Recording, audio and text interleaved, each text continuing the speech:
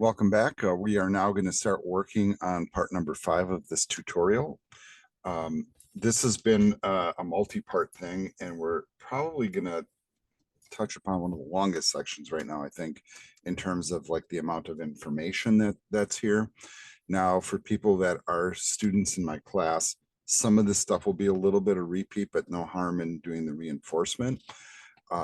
We are looking at a much more complex data model for this app because in previous apps that we've built, we had basically one table of information that we were working with. Here, we're going to be looking at a combination of tables. We're going to look at the whole database structure, the relationships between the tables, and then how do we translate that into code. We're also going to be looking at the Microsoft approach for kind of building data models with ASP.NET and some of the annotations that go with. There's a whole bunch of that to start with. So let's dig in. They do have all the different topics listed here. So this is all the stuff that we're going to go through, and there's a lot, right? And there are some actions that we take within the app. Some of it is just very simplistic. Some of it is a lot more involved. So we're going to take it one piece at a time and walk through it. All right, so the first thing that I will remind everybody is as we do these tutorials, especially if you're coming in cold on this particular one, is that you can always go back to the first one and step through. So we've done all these other ones in previous videos. The other thing is that you can follow this link here and go to the GitHub repository where all the solutions of the various iterations of this are stored. And that's particularly useful, like if you're being asked to, like, let's say, edit a file or put it in a certain spot, like where that should go, right? And sometimes they're not clear with their instructions, and we find ourselves looking. And there's no harm in that. It's nice to have a solution to work from. It also is helpful, and I'm kind of, giving hints to my students here too. When you're working on a tutorial and you have to get the work done, I'm not saying you should go copy the code, but to have a model to look at to see what you're shooting for is helpful. It really is. And that way you can see if you name stuff correctly or whatever. All right, so let's kind of dig in now and talk about what we should focus on, which is the data aspect of this. And it says the previous tutorials worked with a basic data model that was composed of 3 entities. So we already were working with, if you remember, students, enrollments, and courses. You remember all those things that we did. And we didn't really even deal with these too much, but we were able to pull up, a list of students and see what courses they were enrolled in and when they signed up, for example. But now we're going to add more tables. And this is where that starts to get more like a real application, because when we're dealing with real world scenarios, it often makes sense to take all the data that you have and split it into separate tables rather than have like redundant entries in one table that aren't needed. And this makes for better data design and better queries, and allows you to focus in on stuff as you need to, or links things together when you need as well. What we are showing here is that we're going to add more entities and relationships. We are going to be customizing it, as they say, by specifying formatting, validation, and database mapping rules. And we're going to do that all through code. And I think that's kind of interesting. It's helpful to look at a diagram like this. This is called an entity relationship diagram, which is basically, kind of a geek's way of looking at a database all at once and looking at the tables. So each one of these boxes would basically be a table inside of the database. And the boxes basically identify the fields that are part of the table. But not only that, which ones are the primary keys, how the relationships between the tables are formed. Is it one-to-one, one-to-many, etc.? And also, if you look here, some of the navigation properties that go with those tables as well. So like which things are you navigating on in those tables? So a lot of information really created here that represents a lot of important information related to the whole database. Real databases are like this. They're big, they're complex, they have many tables, there's lots of connections. And I can think of, like, in an academic setting, like this is trying to represent, it can get even more complicated, right? But this is how the real world is, folks. Data can be complex, and then we want that stuff on the web and we want to interact with it, right? So it starts with the data in terms of the conception. I'm not asking you to memorize this, but it's here as a reference, and this is basically what they're building from. But you can tell somebody spent some time thinking about this in order to build it. You don't just go ahead and start building an app. It often starts with, what information are we dealing with? What does that information look like? Where do we put this information? How does it connect to other information? All very pertinent pieces. So if you were wondering as a web developer, hey, why do I need to learn databases? Well, here you go. This is why. You don't have to be a database expert, but you certainly have to be familiar with the terminology, what it means when we're linking tables together, and to be able to speak the lingo so that when you're interacting with a database person that does it professionally, you know what you're talking about and they can convey information back and forth. So that's certainly important. Now, they show here another entity relationship diagram that was made with a different tool, and they link out to this tool. And some people find this tool helpful. I've never personally used it with data EDO or whatever that is. They're talking about how to create the diagram if you wish, and I'm not making you guys do that. We're just looking at this and we're going to use it to build our app. Now, if it's helpful, right, and you do get people who become, we call people full stack developers, what do we really mean by that? And looking at a database is part of the back end of an application. And it is very possible that you could build apps professionally where you're kind of become the database person because that database is related only to your app. In real world situations, often the database is connected to a production system of some other sort. And that's where you interface with the people that are running that.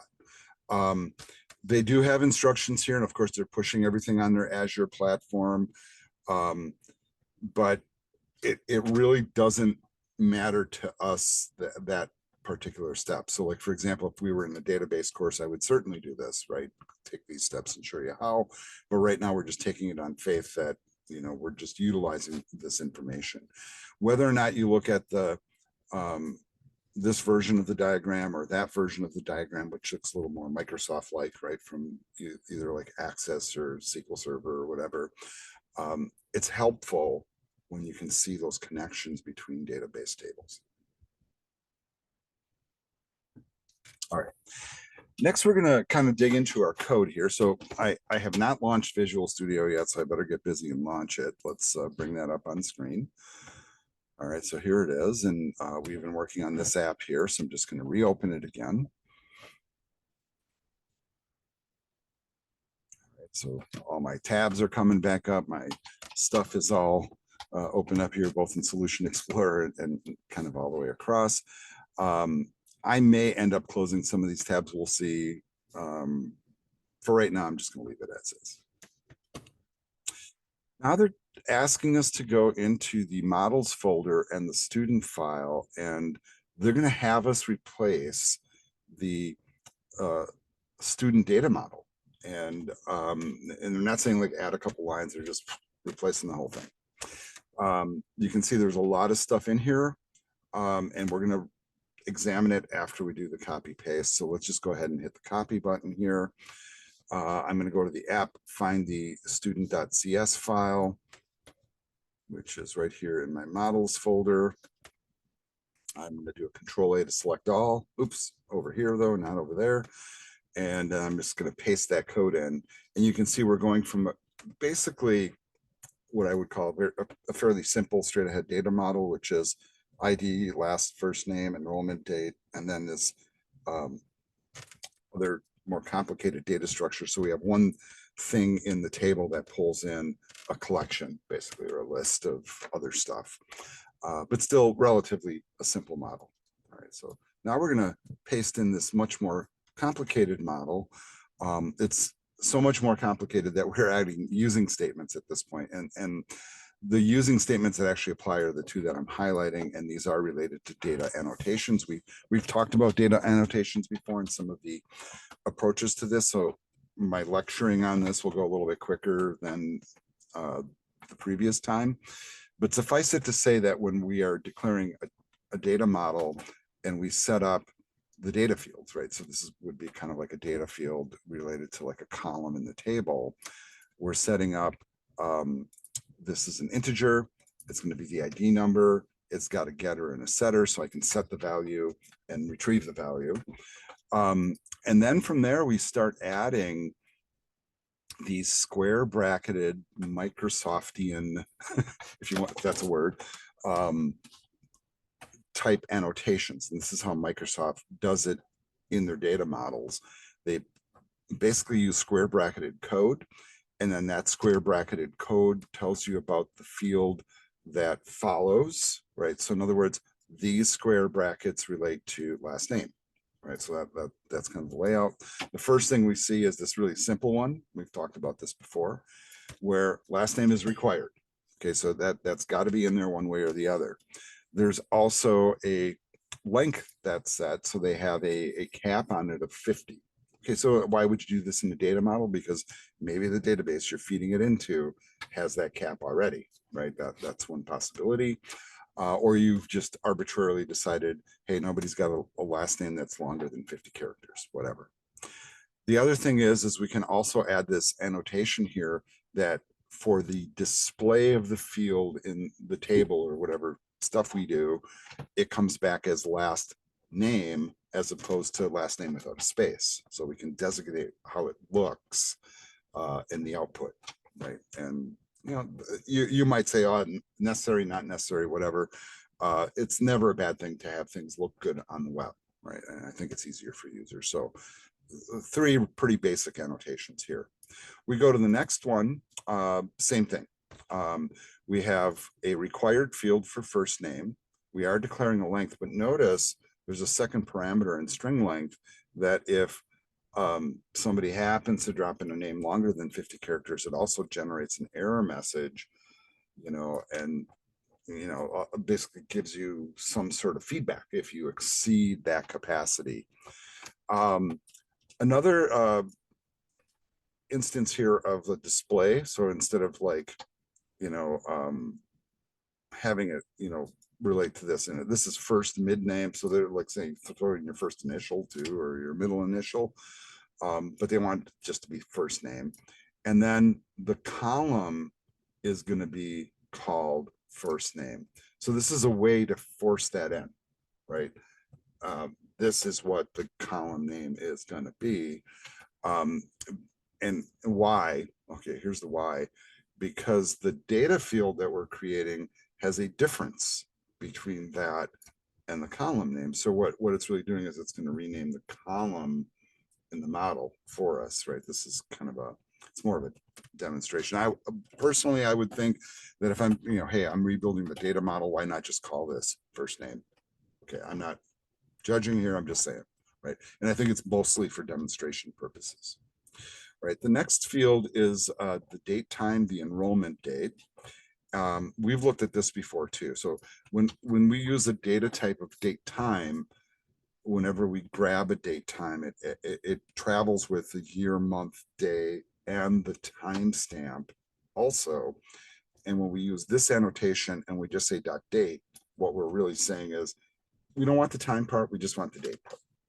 Right? We don't care what time it was when it happened. We just want to know what day it happened on. There's also some formatting here. So there's various different formats. That's a whole kind of field of study when you do this. But the format that we're going to follow for our date is going to be 4-digit year, followed by 2-digit month, followed by 2-digit day. And then notice apply format in edit mode. So in other words, the field that we're typing into will kind of give you that layout with the little YYMMDB things already in there, so you know what you're typing in. So it kind of guides you, right? That's kind of a slick feature, actually. In the old days, we'd write code to kind of create those windows. What a pain. This happens automatically just by putting in the right annotation. Next thing is another display name. Once again, just adding a space in there. Then we go to full name, right? And full name, and this is kind of interesting here. Now your brain should say, hey, didn't you just do a last name and a first name? Yes, you just did, right? And it explains why, you know, first name and last name have getters and setters, right? But full name, think about what a full name is. It's a conglomeration of your first and last name put together, you know, so more like the common speaking of your name. And that's only got a get. So it can only return this information. We cannot set this information. Now, think about it. The full name is generated by taking the last name, adding a comma to it in a space, and then, you know, so in other words, we're taking pre-existing data, stitching it together, and we can return that if somebody asks for the full name. Kind of a neat feature, but we can't set it. Those are set separately in the getters and setters of first name and last name. All right, so that's kind of that. This is a simplistic example, but realistically, right, something that we kind of do in programming often. And once again, we have the collection coming in here with all the enrollments for any particular individual. Right. Let's now that we've kind of like looked through all of that, they go through and they have links here to describe how all of these technologies work. So if you want to dive deeper, follow the links and read up, you know. And from a academic standpoint, I know my students are in a hurry here to try to get this done before the semester ends, but if you're really studying up on this stuff, I would actually take the time to do a little bit of reading on each one of these. It doesn't take a lot of time, but once the concepts are in there, they're kind of in there. They do talk about the calculated property. So now what they're going to do here in this next section of the page, they're going to talk about all the different things I just mentioned in the code. So I'm going to kind of rifle through it quick. So don't get into panic mode here. There's not really like a lot of coding to do, right? They're just talking about it. We talked about how full name is a calculated property. In other words, we're generating that from other pieces of information, right? In this case, it's strings, but if they were like numeric values, we could do math on it, right? And then return that. It's a calculated property. We talked about the data type, and in this case, we were looking at basically date, time, and extracting just a piece of it. And there's other data types too, and they start to get into that and explain what that all means. Then they talk about the display format. We also talked about that too. And once again, this is kind of a really slick modern way to add some kind of automatic formatting stuff to the front end of your web app without having to hand code it. That's kind of cool, right? Once again, this kind of leverages some of the features that are in these more modern tools and API approaches. And I know that as students, you guys are like, hey, we learn all this manual code, and then you discover there's all these automatic tools, right? But you are more powerful with the automatic tools once you understand how they really work, rather than just going ahead and using them. We talked about the string length attribute and also combining that with an error message. So like if you exceed the capacity of it, it says something on the screen. And I guess the other thing that we didn't really dig into here was this concept of the regular expression, right? So in our previous classes, where we've talked about regular expressions before, I mean, just to make it kind of as short as possible, a regular expression is a shared formatting, and I'm going to correct this here, it's a shared way to check for correct formatting in input received from an application, right? Whenever you have some sort of a input form or something, and there's a whole syntax and nomenclature that goes with it. And basically, like, for example, if you're expecting just letters or just numbers or uppercase or lowercase or whatever it happens to be, you can write regular expressions that basically check your incoming information against that filter, if you will, to make sure it's in the right format, right? So like, in other words, if somebody's asking for a social security number and they type in their name, that doesn't fit, right? And vice versa. If you're looking for text and somebody types in a number, that doesn't fit. Regular expressions are a way to declare what formats are accepted into the input field. What's cool about regular expressions is they're kind of basically universal to all programming languages. So whenever you use regex, as a lot of people call it, it's just regex, and you learn how that operates and the syntax of it, you can transfer it over to Java, you can transfer it to JavaScript, whatever, whatever language you're using. Most languages will allow for regular expressions for input masking, basically. All right. Let's now move on to this next little thing here. And what we're going to try to figure out is where they're taking us next. And they do want us to dig into the SQL Server Object Explorer. And they want us to kind of look at how, for example, the student table is put together. Now, I could switch over to Visual Studio to do this, but hey, it's on the screen. Let's just look at it here. What they are doing here is they're showing us in SQL Server Object Explorer how it kind of presents all the information to us. So on the one hand, the top left panel shows us kind of like in a traditional database structure, the name of the column, whether or not it's a key field. So this would indicate a primary key, right? The data type that field holds, and whether it now allows for non-values or null values. Okay.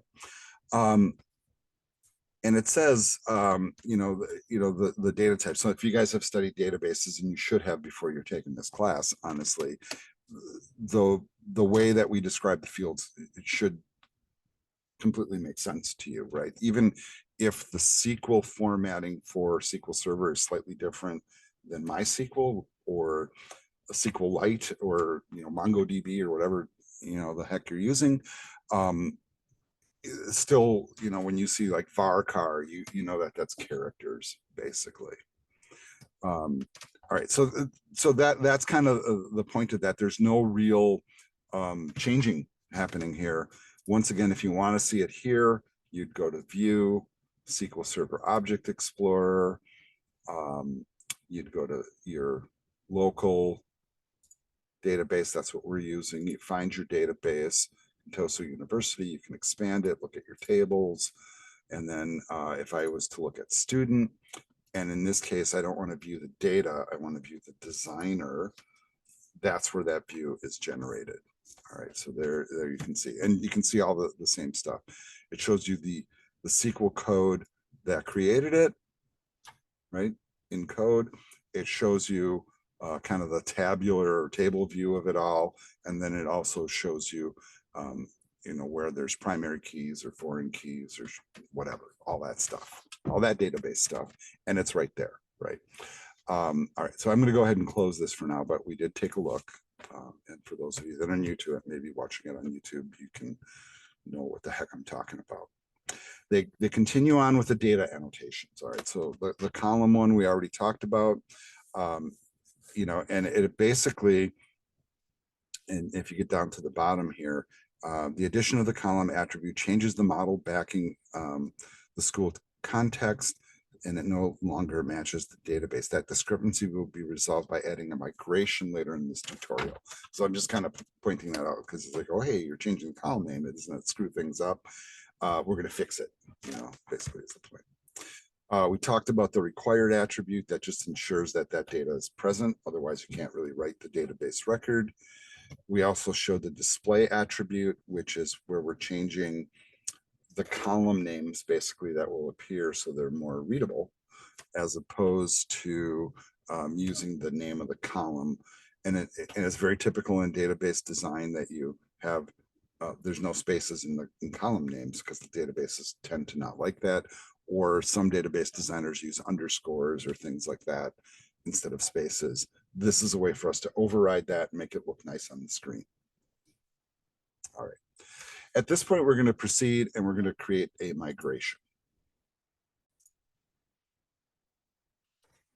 So as you look at the instructions for this, right, I want you, this is why reading is important, right? It says run the app and go to the students page. An exception is thrown. So we're expecting this to crash. So let's go ahead and do this. Right. Now, keep in mind, the only real change that we've made is to the student data model, right? And what they're telling us is, basically that if we run it as is, what I just changed in the model, basically without migrating, doing a database migration, is going to break the app on the front end. So I'm going to do a control F5 here. We are launching. Control F5, of course, is launching without debugging. And I think it did it. And I'm not sure if it, I don't think it did. Okay, there we go. And now it's doing it because you can see the output screen there. All right, now we're just waiting for it to propagate in the browser. Give it just a second. All right, today it came up on screen number 2 instead of screen number 1. So here it is. And we're going to go ahead and click on the students page. And you can see we have an error, right? And this is the kind of stuff you hate as a developer when you're running your app. And notice though, that, and I think this is part of like what they're really pointing us to. It says a database operation failed while processing the request, right? And they give us the exception, invalid column name. So there's information here that's put in there. Going back to the data model, once again, we forced in the column name first name, right? We're saying that, yeah, this one doesn't work for us, right? We're going to do this one instead, right? And it says apply existing migrations may resolve this issue. There are migrations that have not been applied to the following database. So what it's recognizing is that you changed your model, but you forgot to migrate, right? And they're pointing to the initial migration. And then notice there's a button here. And I want to read their instructions before I go click happy here on this. So I'm going to go back to my browser. The column attribute causes EF to expect the column name first name, but the column name in the database is still first name, right? And what they're saying here is that the error message is similar to the following example, right? So like if you happen to have this, so if you ran your app and we did this like, several times where you run an app and it says, hey, if you get this weird exception message, don't forget to migrate, Okay, so what they're going to ask us to do is to go ahead and go to the console and do the migration and then update the database. Now, I do find it curious, right, that we have a button here to allow us to do it. So, okay, this is kind of weird because you would never show this to your user, correct? But why do they give us this button here? Because they know the site's in development mode, and what they're telling you is, hey, I can actually do the migration from here, right? And here's the why you don't want to do that, because we made changes that this might not be aware of. It's basically warning us to do this. So in some cases this can work. I'm cautious about doing it from here, real frankly, and I'd rather follow what they're saying here. So let's go to Visual Studio. The first one is going to be to do this. So I'm going to copy that command first. We're going to go to Tools. You get Package Manager Console. We'll let it load up here. I'm going to paste in that command. So remember, when we do a migration, this part's the actual command. So it looks at all our data models, rebuilds the data structure, and then this is simply a name for it. So we're naming the migration as relative to what the major task was that we did. All right, so let's go ahead and press enter. Let's do that work. All right. Okay, so notice an operation was scaffolded that may result in the loss of data. All right, we're not quite done yet though. So let's do the update database command. Capital U, capital D, and a dash in between.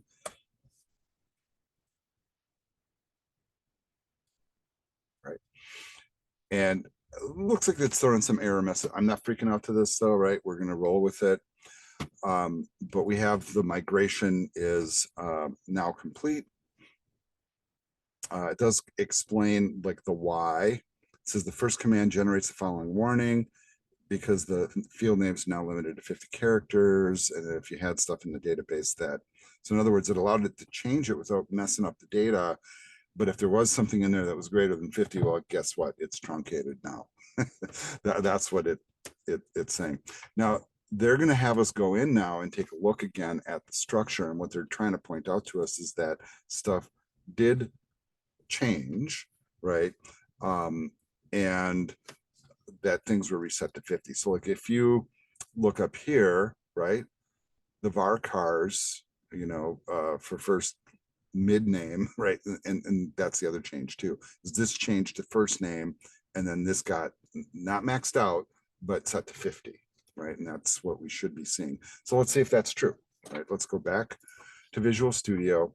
I am going to go to the view, SQL Server Object Explorer. I'm going to tunnel down, get to my student table here, and then I'm going to view the design, and then I will see, oh my gosh, that it didn't change. And this is okay. Let's talk about this. Thank you, Microsoft, for making it so much of a pain. I'm going to hit the refresh button here, and most people just don't even know this is here, but let's refresh. All right. I'm also going to refresh here. And you know what? I'm going to say no to this. Let's do this. And I just want to be careful here. I'm going to close the running instance. I'm also going to terminate this here with a Control C. And now I'm going to do a refresh on this and dig back in. And I know that this is still up on the screen, so I'm actually going to close that. And I know we've run into this problem in the past, right? And this can be a little bit frustrating because the information here doesn't necessarily propagate. All right, so here's the weirdness. I'm going to run it. All right, so pulls it back up on the screen. Now I'm going to go back to Visual Studio, and now I'm going to refresh this stuff and see if it now updated. This is always one of these like weird aspects that can drive you crazy a little bit. So it's still not registering in here, but the point is that it should. All right. Now, I'm still not in panic mode over it, so don't get into panic mode because this is one of these like known little glitchy things that we run into. If you watch previous videos, you'll be very aware of it. All right, so they want us to open this up. It says, run the app, go to the students page. Notice that the times are not input or displayed along with the dates. Create new and try to enter a name longer than 50 characters. Okay, so you know what? Let's do what it says. We're gonna go to students. All right, and boy, it sure does not like this. So it's telling me my migrations are not actually applied, even though I know that I applied them. All right, this is going to be strange, but here's one of my workarounds. I'm just closing Visual Studio. I'm going to let that close. I'm going to close the tab, relaunch, bring the app back up. Shouldn't take too long. It should be kind of queued up in memory. Notice that the migration, according to this, did happen. We did do the database update. Let's try running it now. Let's just see what happens. And then we'll take a look at the SQL Server Object Explorer and students. All right, so I still have this. So I'm tempted here to do the migration. I really am, and let's see what happens by doing that. First, though, this is like the geek in me. I kind of like almost don't trust what it's telling me, which is maybe foolish, but hey.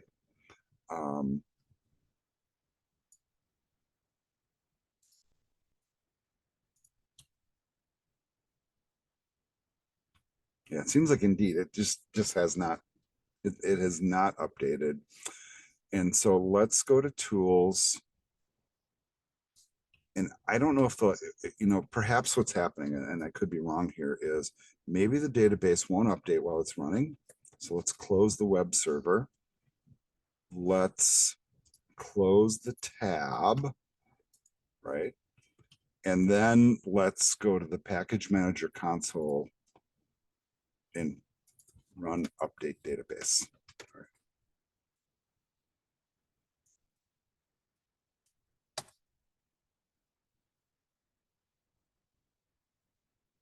All right, so I'm a little concerned with that message. So let's kind of expand this and kind of scroll backwards.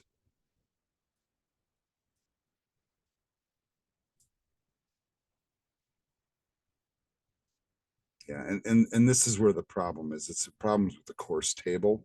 So really the student table should be,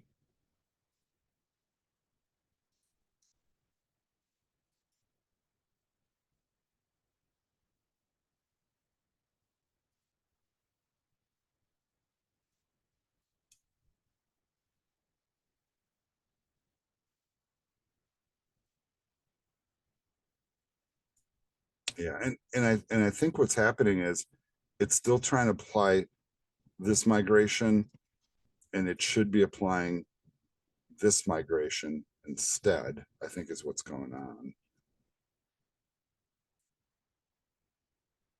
Okay, so if I missed a command in here, so this is where I pause my video and see if I missed a command somewhere along the way. So bear with me here, folks. So I think what I'm about to try is I relaunched the app. I didn't make any changes to the code, by the way. And I thought about, this, and really what it's telling me, right, is to apply the migrations. And I'm kind of tempted to do this one if this doesn't work, but I'm going to go ahead and click this button. Okay, so if this is, and this is what I was testing. If this gives me an error, then it's kind of confirming that the error that's happening in the app is right along line with it. The initial migration should have already been kind of in place. So maybe I failed on one of my previous steps in making it happen. So let's see if we can figure out that issue and then kind of press forward. So I am going to, excuse me, bring up my package manager console here. Right, so I can see it. We'll scroll to the bottom. And I'm going to try that last command that they're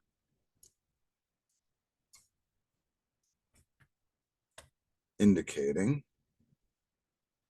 It says alternatively. So this is from the package manager console, or you can go to a regular command prompt at your project directory and try this. Now I'm going to try this first, but then I'll come back and try this one. I'm just going to copy it so I have it ready to go.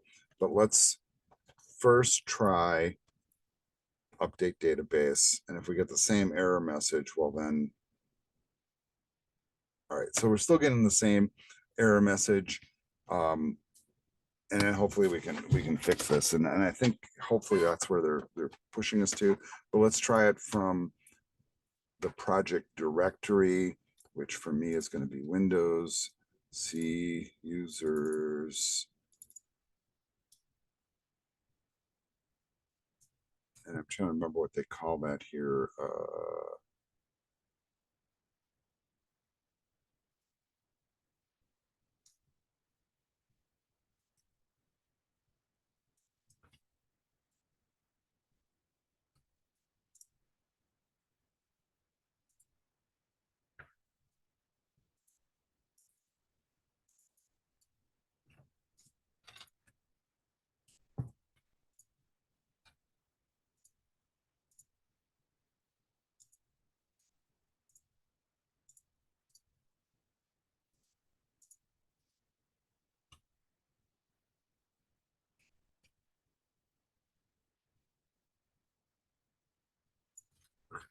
And I'm just trying to remember what exact directory it puts it in. So I apologize, and I'm fumbling around here. It's under the source directory, repos here. So what I'm going to do here is I'm basically just copying this this location is what's going on. And then I'm going to launch a command prompt by typing cmd, and then I'm going to type cd space that location. So then it puts me there, and then I can paste in that weird command from the browser. This one. Let's see if we can get that to work here. I might not be deep enough into the folders yet here, so I might have to go to. I think it's the right location.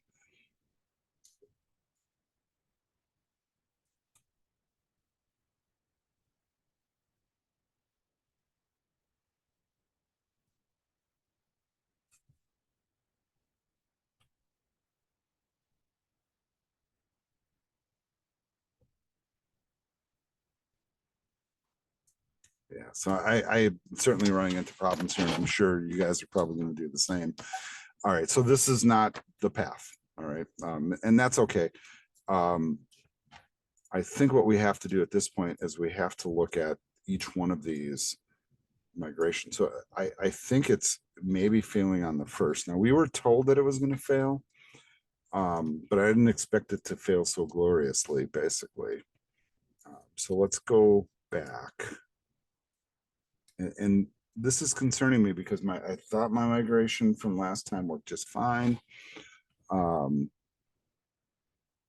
here's what I'm going to do. And this is really kind of goofy. And I'm hoping you guys don't have to do this step. So this is, we'll call this an addendum action or something like that. What I'm going to do in Visual Studios, the first thing is I'm going to take that student data model, right? And I'm going to change it back to what it was. I'm going to remove this migration. Well, actually, it didn't work, so I don't really have to remove it. And so basically, I'm going to rerun that one migration that I did before to get things back to where they were. And in principle, right, and I'm just like talking myself through this. I kind of don't need to because it's already there, if you guys are feeling what I'm saying. But I do feel like I need to remove this migration.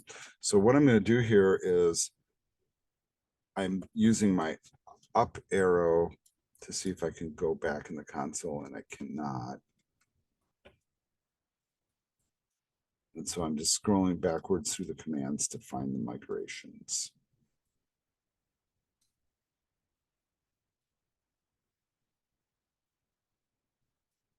All right. And of course, that's not helping either. All right, let's just do this. I'm going to check that student data model before I go like altering it.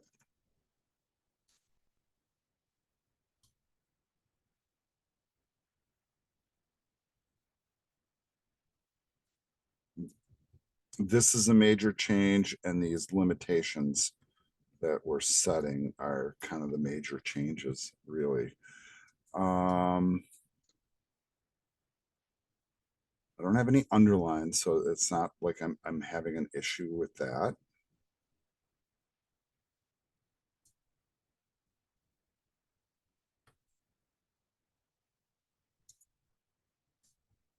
All right, so I think what I'm going to do is I'm just going to try the migration again. I know this seems really kind of silly, but I'm going to add a migration, and I'm going to slightly alter its name. But maybe it's wise to see if I can remove that migration. I don't think it's going to work because it didn't work, right? So let's see. So let me try that. So I'm just going to paste in that command, but I'm going to add remove to it.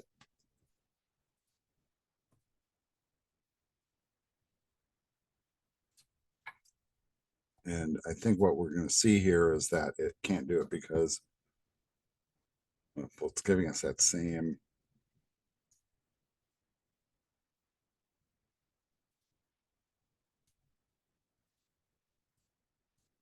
This course table is the one that's really messing it up.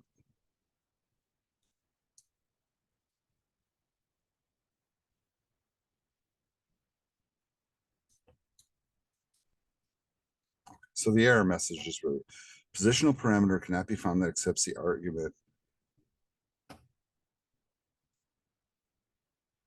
All right, so they're saying that, you know, basically that migration just didn't work is really what it is. Here's kind of the goofiness in me. I'm going to go ahead and delete that. All right, so I just removed it. What I'm going to do now is I'm just going to do an update database.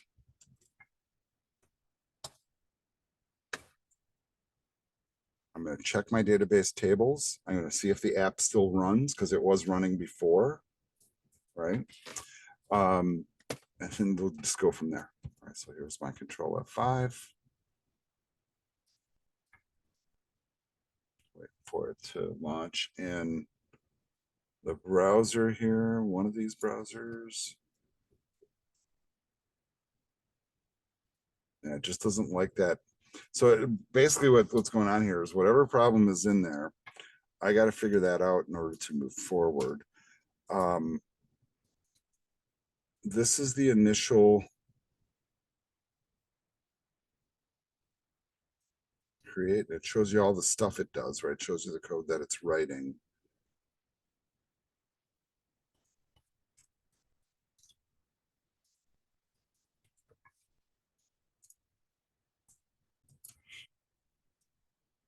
All right. So here's where I'm at with this. I think that probably the real wise thing now is to drop the database and rebuild it again from scratch. I think that just seems like the most logical approach to me. So I'm going to bring up the package manager console here again. And we're going to initiate that command. So I'm trying to get the kind of like a smooth flow on how to do this without like being too destructive. And where my brain goes on this is to go back to the previous part because the migrations thing really didn't take very long. We'll reset our student file back to where it was. We'll drop the database, recreate it, and do all the steps in the migrations page, and then come back here and do it all again without all the explanations. So let's see if we can do that. So I'm here on my student.cs model, and I'm going to control Z here as much as I can. Okay, so it's not allowing me to do that. So I'm going to have to go back to the previous version of this. And the way that I'm going to do that is I'm going to grab it from the solutions that they have. So I know this is really kind of a little bit of a pain, but hey, you know what? Welcome to coding. I know, and I'm chuckling, but you know what? It is kind of true, right? Let's go to models. We'll go to student. So we should have the basic code here. So this is the code that I'm grabbing. I'm just going to grab this stuff here. Then I'm going to go back to my student model. I'm just going to replace that stuff. Right, so now we're basically back to where we were. And if you remember, we didn't have any of this stuff in there using statements. Let's just strike those for now. So we'll save it. We're going to come down here and we're going to do a drop database. We're going to do a capital Y for yes. Right, and as goofy as it is, we're going to refresh over here and just take a look. And we can see that database is just gone, right? And that's kind of okay, right? So this is the kind of stuff that you do run into as a developer. So don't freak out to it. So we added that step. Now we're going to do a migration called initial create. Now I know already I have that. Here's what I'm going to do is I'm going to delete that migration. I'm not sure about the snapshot at this point. We'll just leave it. Well, shouldn't harm anything, but now I'm tempted to take a look at least. Yeah, you know what? Let's delete that too. All right, so those are gone. Now we're gonna follow this next step, which is to add that migration back. So we're gonna copy that command and in the console, paste it in, and hopefully this time it works. All right, looks pretty good. So now we should be able to do a refresh here. Still not showing, but that's okay. Don't, oh yeah, no wonder. Update database, we got to do that step too. So update dash database, there goes the build. All right, done. Okay, no highlights, right, that are red. That's always a good sign. Now let's do a refresh over here. And there's our database. And more importantly, currently have one or more objects being edited, blah, blah, blah. Okay. Yeah, it's just giving me its standard warning messages.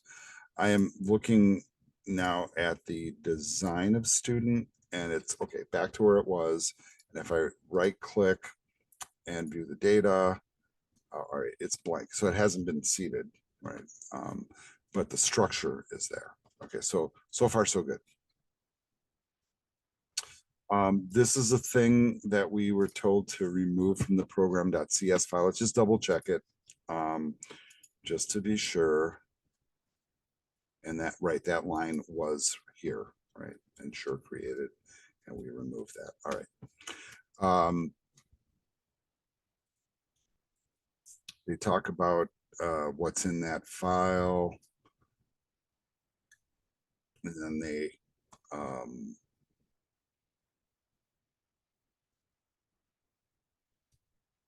right, so they're talking about, like, if you didn't do your migrations, you would get this error message when running the app. Now, all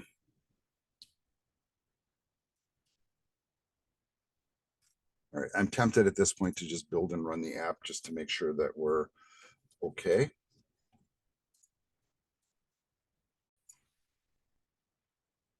All right, so the thing that I want to do here is we were supposed to, run the app, and I forget if I did that or not, so I apologize. I get a little fractured here in the doing of this. It looks like the server's running, and I'm really wanting to stop that so we can come back and just do a fresh control F5. The point is that the data should be seeded. Okay, thankfully, right? So we're kind of just back to this. Okay, so this is a good sign. So that means we're good for the rest of this page, because if you read through this, it talks about a lot of the stuff. And let's take a look also. I think as we look over here, right, with the migrations, right, we did the initial create, and then the snapshot gets created automatically. So in principle, now we should be okay to move forward. All right, so really what's happened here is spent all this time so far getting to the point where we're just going to repeat all the steps we just did and maybe do them correctly. And then maybe I missed a command somewhere or something, and we'll see as we look at it. Okay, so let's then go back to part 5. We'll pretend like nothing ever happened. Right, I'm sure you guys are thinking like that. We can skip all the lecture-y stuff with the diagrams, right?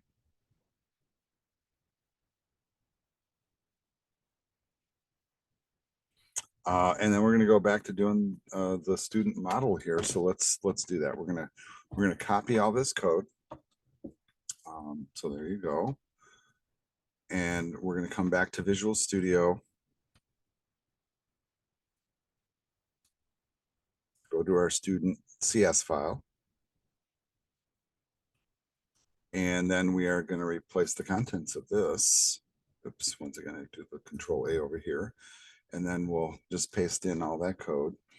I am tempted to remove these two statements, you know, and I don't know if we've talked about this much, but you know, when it's grayed out, it's not being used, so it doesn't really need to be there. I don't know if it does any harm by being there. You know what? Well, let's just leave it.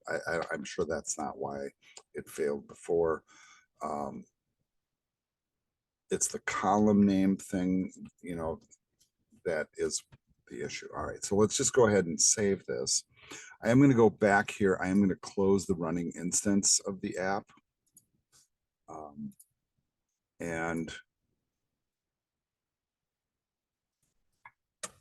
let's just make sure that's closed too. So we just want to make sure that web server is not running. And then let's find our next functional step here. I apologize, all the bouncing around. So we got that code pasted in. We know what all those annotations are about, right?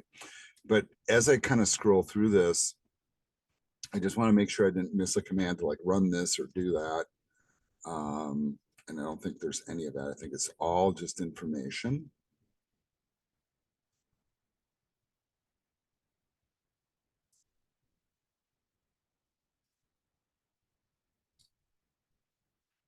Right. And once again, we go back to SQL Server Object Explorer to see the stuff.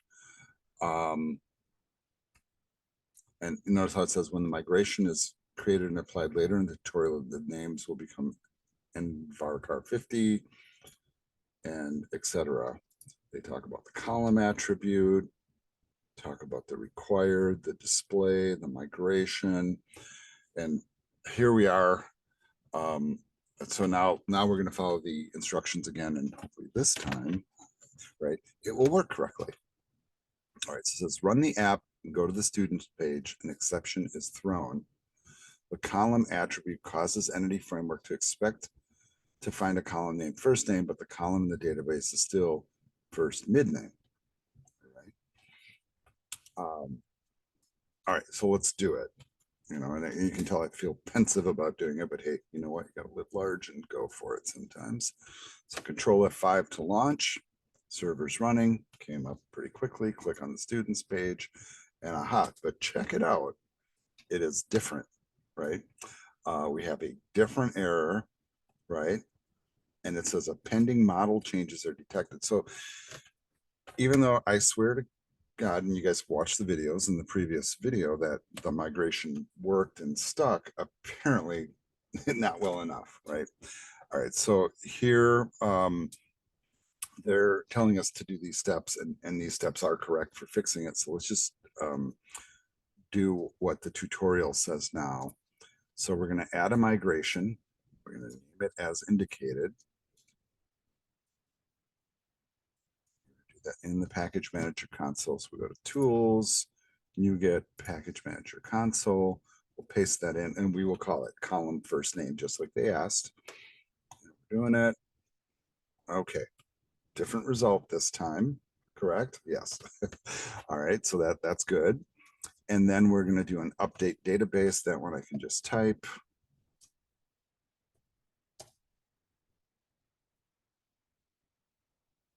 Okay, looks like it worked this time. And you know, it says we got a warning message. Now they're saying open the SQL Server Object Explorer and let's take a look.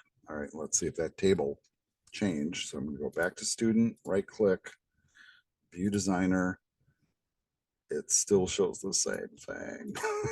All right, so it's a little maddening that way. However, all right, let's go back to the app and notice I didn't do anything in the browser. It just updated it and it's now showing. Let's just go to the about page. Let's go to students. Now,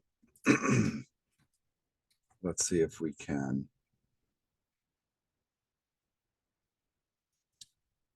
refresh this. And maybe, you know, maybe the best way to refresh this is let's just close all this goofy database stuff. All right, so I'm just kind of doing that.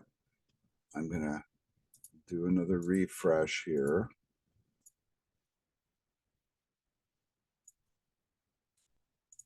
In this particular piece, I'm always very, very cautious with, and we have other ways that we can check it too. Okay, finally it's working. So notice the 50s changed, and then first mid name now changed to the new column name or first name. So that only took like an hour, right? Yeah. Once again, welcome to coding. These are the joys of this job, by the way. But when it works, right, you feel much better, right? Also notice the changes here, that all the columns have spaces in them now. And so I think we're okay, right? So we finally jumped that hurdle, and now we are moving on. So now it says run the app, go to the students page, and notice that the times are not input or displayed along with the dates. All right, well, we are already there, right? So yeah, so no longer do we have times here. I don't know if you recall that, but they used to have times listed here also. In fact, I think if we go in there, yeah, even here, that's removed. So that actually worked. So yes, Microsoft, we are noticing that. Now it says select create new and try to enter a name longer than 50 characters. All right, let's do it. Let's go to here, create new. And is it first name or last name? Or well, either, right? Doesn't matter, right? I don't know how many that is, but plenty. Okay, I've reached the wall and I can't do that, go any further. What's kind of interesting is I can copy this. I can go to a tool like Notepad++, for example, and paste that in, and it says 50, right? So I can't go more than 50. If I take and I add a character to this, copy it and try to paste it in, yeah, I don't think it's capping it because the last character was an A, and the last character here is an S. Okay, so all right, so that's proof. The required thing is coming up, but same thing here, right? Let's do some more nonsense characters here, but it caps you out at 50. It just stops. And this is one of the powers of the data annotation tool, frankly, is that capability to kind of dynamically do that. All right, so now we're about halfway through the page, and I know we didn't complete this. So basically, we can't create a name longer than 50. We don't have to add a bogus student here for no reason. Let's move on to the next set of instructions.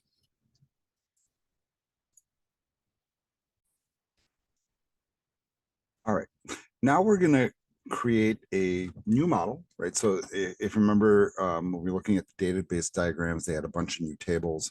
And so we're going to go ahead and create that. So we're going to go to the models folder, create instructor.cs. So let's do that. We're going to right click, add class. We will name it instructor.cs and click add. We'll highlight all that code and replace it with this code. And once again, more complicated data model with annotations, display names, string limits, date modeling and formatting, constructed fields, and connecting to collection, and then trying to tie into, excuse me, data model that we haven't built yet, but that you can tell that's coming. So once you have that in there, do a Control S to save. All right, so there's the one model. And they are like indicating, the fact that like some of the data annotations here actually can contain multiple attributes of annotation. So they have a hire date and the format for that hire date listed there as well. Now they do talk about the navigation properties. So the navigation properties are basically ones that are linking to other complex data structures, right? So basically the courses and office assignments are navigation properties. So in other words, the instructor can teach any number of courses. So it's a collection. And then an instructor can have at most one office. So it holds a single office entity. So this isn't a collection, right? This is a singular office entity, right? Now we need to create that office assignment data model. So good idea to copy the file name from here. Let's go back to Visual Studio, right click, add a class to models. We will name that office assignment. We are going to replace all this code here with this code. There it is. And all that goes in here is the instructor ID. Notice that's the key field, so that implies primary key for the instructor ID. For the next one, for the location, it's a max of 50 characters describing the office location, and then there's going to be a link back to the instructor, from that other model. Control S to save. Start talking about it in terms of what a primary key is. And my assumption is you know what that is already, but that's how you declare it in the annotations. And then it talks about the instructor navigation property here. So in other words, and this is kind of an interesting little nomenclature too, because right, you can say instructor.office assignment, and that can be null because there might not be an office assignment for some instructors. Like some instructors might not have an office. And they're also kind of pointing out that they are related, but might be nullable. I think it's really kind of enough to say about it. Right now, we're going to go to the course model, open that one up, and we're going to add a couple of things here. So let's go to course. Up here at the top, we're going to add using statement, basically the statement that we're adding. Now I'm noticing that they have a collection statement in here too. I'm tempted to add both of these. You guys do what you wish. The second one might not. Well, it doesn't seem like it's necessary because it's already working. Okay, so I'm just gonna add the one that they're saying. Sorry for the confusion. So let's add that. Not being used yet. We're going to add the display name here for number right above course ID. So that'll go here. Then we're going to add string length 50, minimum length 3 for title.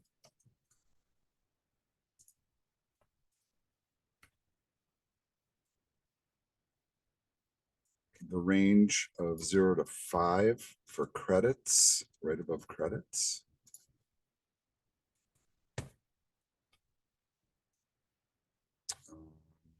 Now it looks like we're adding all of this stuff here. So we're going to add a new field, department ID, and then department gets set. I thought we already had that, but apparently not. That's going to go right below credits. So let me copy that. That will go here. Department is currently underlining, but as you can anticipate, we will fix that. So don't freak out to it. And then we're adding this as well. So we have another collection that we're throwing in that is a collection of instructors. All right, Control S to save. And they start talking about why they're adding it, et cetera, et cetera. You can read up on that if you wish. I want to just get the coding done at this point.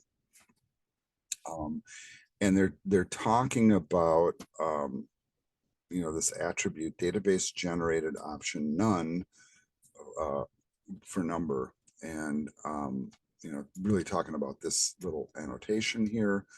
And it specifies that the primary key is provided by the application rather than generated by the database. And this is kind of an interesting thought, because normally if we have a primary key and it auto increments, it's the database software that's doing it.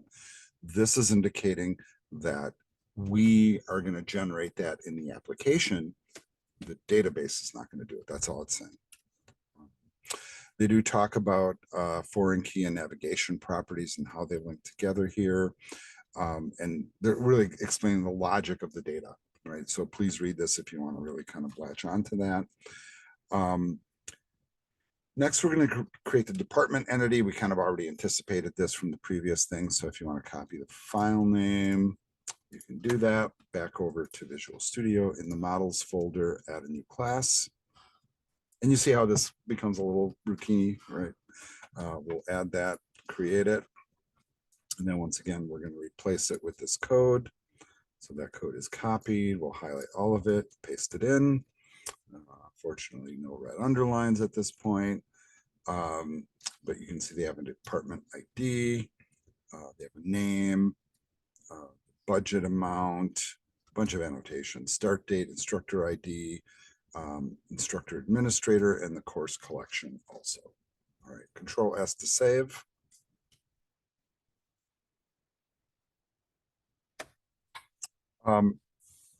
The other thing that they're pointing out here, once again, these are a bunch of attributes, is before we change the name of a column, and now they're using the column attribute to basically change the mapping. And so in other words, like how the database is dealing with it to a type of money, so type name is money, which implies like a numeric decimal format rounded to 2 places, right, is really what it's doing. And that's kind of being built in. So we can kind of control not only the column name, but that other part of it, kind of weird and powerful at the same time. They go in there and they talk about the instructor ID and the administrator, and why they have those in, why they have this as an optional, and really kind of explain to you the whole data structure of it all. Now, once again, I'm going to bounce back to this thought that when you're working with these more complicated data structures, there's a lot of time that goes into thinking about how all the data works together and what needs to link up. You don't want to build an app and then to think about it after, right? You want to think about all this stuff before. And really a good example of like when you're working on a complex application and you have a team working on it, you might have a person that's a data person or a database person that you're working with that does that work, and you talk about how it all works together, right? All right, so they keep kind of going on this. What we're going to do is we're just going to make the updates that they're calling for here. So now we're going to go to the enrollment.cs file. We're going to add data annotations to it. This is also in the models folder. So here's the models enrollment. And add, oh, it's already in there. All right, so never mind. All right, easy fix. And then we're just going to add this annotation. And I think what they're really saying is that, hey, just in case, you're going to need that in there to make it happen. So, gosh, we already have that in there too. Okay, so error in their tutorial, by the way.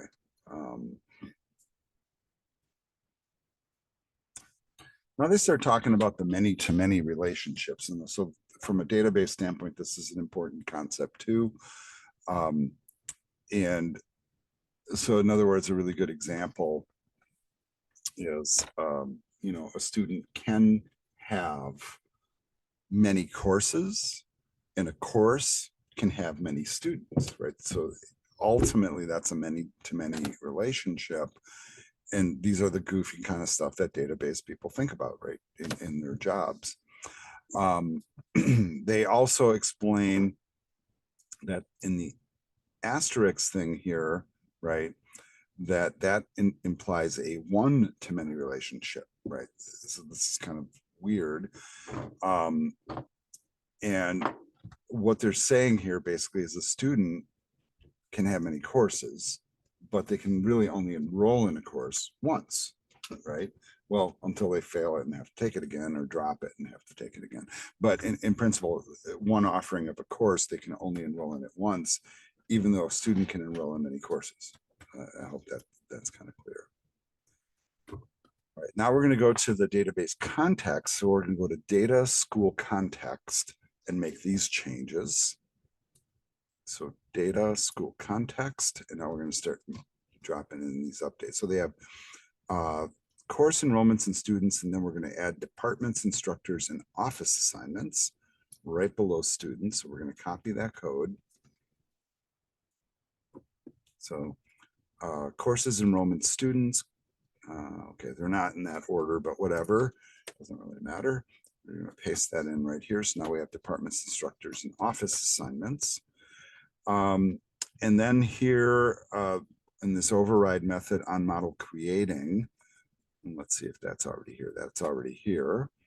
We're going to change all the stuff inside of it to this, and be really careful with those curly brackets.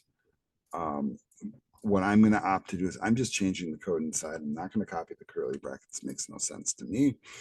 So you should do the same. And I'm just replacing what's here. I know that some of this is a little bit redundant, but what is happening, and you can see it, right? We talk about the kind of the verbiage that goes with the database stuff, like has many or with many, you know, and it really is kind of declaring the relationship structure in code, right?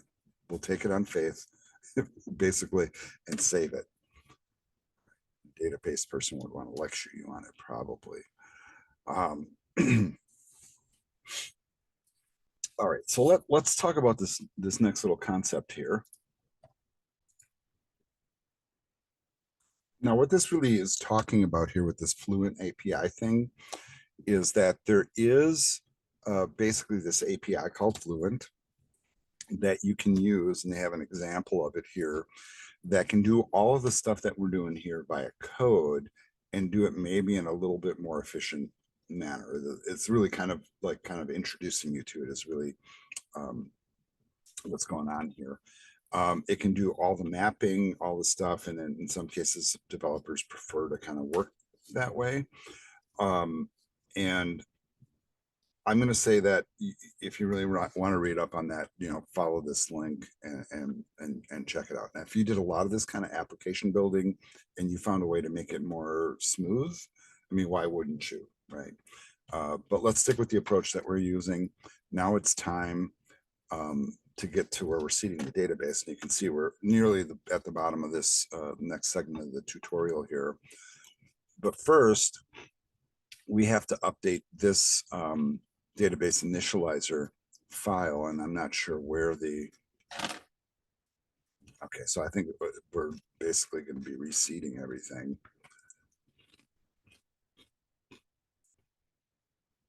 All right, so I'm going to take it on faith here. I'm going to copy this whole darn thing. I'm going to replace what's in that file rather than look for differences, because now they're adding not only students and enrollments, right? I think they're also adding instructors, departments, et cetera, classes, yada, yada, yada, yada, yada. So we just take it on faith that it's all good. All right. So let's go to that file, make sure I copied it, dbinitializer.cs under data. Here, we'll do a control A and then a paste, and then control S to save, so it locks in. Back over to the instructions. Right. I'm sure you read all that real carefully. All right. Before we do the next steps, which you can see down here below, so we're going to drop and recreate the database. Yes, again, typical, honestly. Just want to look at this really quick. It says with the existing database, there's two approaches to changing the database: drop and recreate the database, which is what we're going to do. And it says choose the section when using SQLite, apply the migration to the existing database. So it's possible that we can just do the migration, and either one will work with SQL Server is really kind of the point. I will tell you from experience, you know, this app isn't that far along, that I find it typically easier to drop and recreate, which you saw me do before to fix the issue that I was having. But when you are like way deep into it and you got all this stuff in there, sometimes you don't want to do that. You just want to do the migration, which should update it as is. and use the data that's already present. But in this case, we're adding new data models. We're seeding you information into those data models. You know, it just makes sense to drop it. All right, so let's go through these steps here. And my package manager console is still running, but you can go to tools and you get package manager, launch it from there if you need to.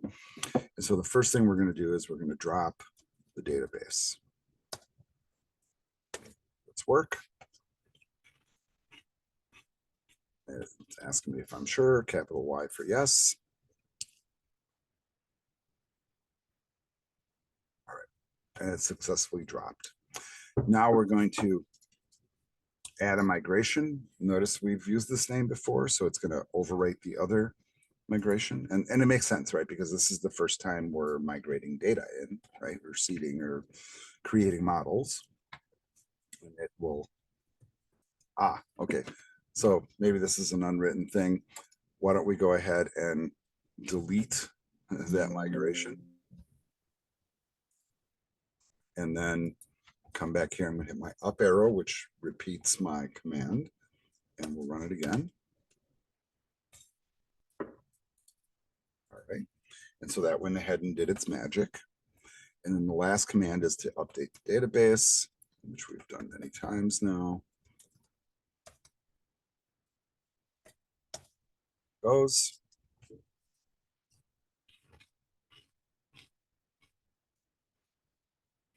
Okay, so I'm not liking that error message, but I'm not going to freak out to it.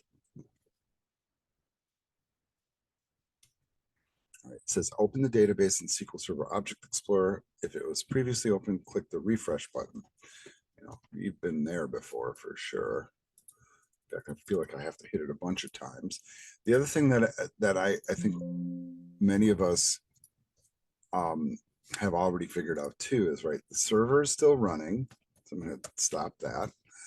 And then the browser may still be running an instance of the app. Well, it shut it down, right? Okay, so let's go ahead and relaunch it. And sometimes it's that relaunch that that kind of does the work for us. So I'm going to go ahead and close that. Back to Visual Studio, Control F5.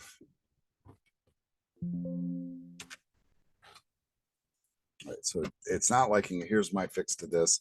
I'm shutting down Visual Studio. I know that's a little frustrating and relaunching.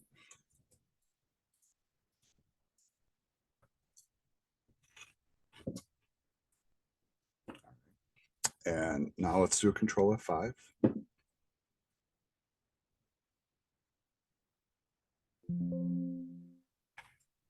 All right, so not a good sign so far.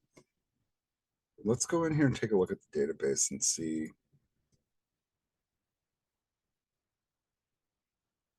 what might happen. And you know, I'm a little concerned that I might have to, okay, so the tables did not get created.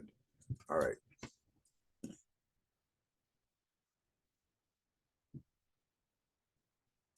Once again, I'm going to delete this, delete that. I'm going to go through the process. I'm going to drop the database again. I'm going to recreate it, reseed it. Just repeating those steps. And you know what? I know this seems like really goofy and all that, you know, it feels a little frustrating, but you know what? These are kind of perfectly normal steps. And I think that file that I just deleted was the one that was the culprit, because that was another migration that it was trying to run. And so this is all kind of interesting here, basically, is a polite way to say it. It shows you the complications that come with this stuff. All right, so let's start with drop database. Okay. Notice capital Y here again.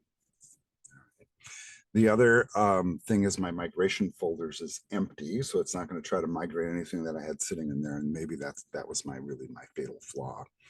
Then we were just going to do this one again. Very good. Then we're going to do update database. Much better, right? If you look at the migrations now, we have that stuff in there. So we have a snapshot and we have the initial create. I'm going to hit the refresh here like a couple 50 times and go to the database, which is now there again. Look at the tables. Okay, look at all the tables now. We have instructors, office assignments, a whole bit, right? We didn't have that before. Kind of think we're okay. Let's come in here, do a control F5. Let's launch. Woohoo, right? So now it's running and stuff is coming up. And more importantly, we have instructors and departments. And I don't think that we would see any of that stuff here. Now, we haven't really linked the other things up yet, right? So there's no pages on those. But the fact that we can see the information come up means that it's working. Now, I can take a look inside of Visual Studio. Of course, like if I went to the instructor table and right click and view data, I can see there's people in there. The same with enrollments, departments, right? So I can see that the stuff is there. With the student table, did we get that like all those annotations in there? Yeah, the 50s in there, the name column change. So all of the stuff is there and working the way it's supposed to. All right, so I think we are done with this section. That was a tough one, right? A lot of mistakes and fixes and stuff. So I apologize for that. But here's kind of the takeaway. And I want you guys to kind of maybe internalize this as a important takeaway from this. Real application building needs somewhere to store its data, right? What good is an application that can't remember what it's done before or what information it captured? Not very good, right? So working with data in a database is often really critical in application building. It is often the most challenging part too, because as you can see, you have to think about the data, how it works together, how it ties together, what it means, one to many, many to many, et cetera, et cetera. And then here's like a bunch of these little problems that we had doing the migrations and the dropping and the updating. And even though it, from a perception standpoint, seems like an epic fail in a lot of ways, it's not, you know, and this is always a reminder to myself as well, that these are the kind of issues you run into as a developer, right? And here I am like doing these migrations and forgetting that I put these other ones in there. And after I did them, and I wanted to migrate again, I really needed to get rid of them because it was trying to do the old ones. That was really what was going on. And so once you have your data model set up correctly, you can drop the database, add a migration to do a create, update the database, and then hopefully everything's working. So we've gotten it that far. So this is a win for this one. This video will end here, folks. We're going to move on to the next two sections, and I'll probably do them in separate videos, but we're going to finish these last two sections: read related data, update related data. So in other words, we're going to tie all those things together. And then, so for example, like maybe you can change an instructor or change a course or something like that, and then have it display on the screen. All right, so this video ends here. We'll see you in the next one.